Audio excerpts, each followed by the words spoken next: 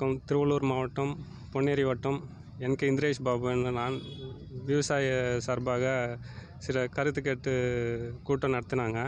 அதில் எந்த ஒரு விவசாயத்துக்கு எந்த பயனடைகிற மாதிரி எதுவும் அது பட்ஜெட்டில் வெளியே வரல.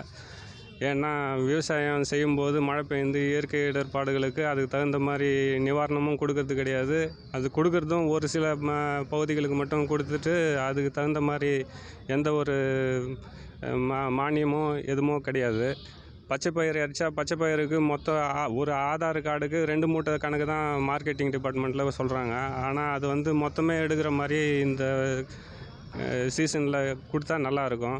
பட்ஜெட்டு ஒதுக்கும் போதே விவசாயிகளுக்கு நிதி அதிகமாக கொடுத்து விவசாயத்தை காப்பாற்றணும். அது எந்த ஒரு பட்ஜெட்லேயும் வெளியே வரதில்லை. நிவாரணம் கொடுக்கணும் போது நிவாரணத்துக்கான முழு தொகையும் சேரது கிடையாது. ஒரு ஏக்கருக்கு ஒரு ஹெக்டருக்கு எவ்வளோன்ட்டு நிர்ணயித்து அதுக்கு தகுந்த மாதிரி ஒவ்வொரு விவசாயியும் பாதிக்கப்படாமல் ஒவ்வொரு அதிகாரியும் அவங்க கண்காணிப்பில் இருந்து அவங்களுக்கு விவசாயத்துக்கு ஒரு தூண்டுகோலாக இருந்து விவசாயத்தை காக்கணும்.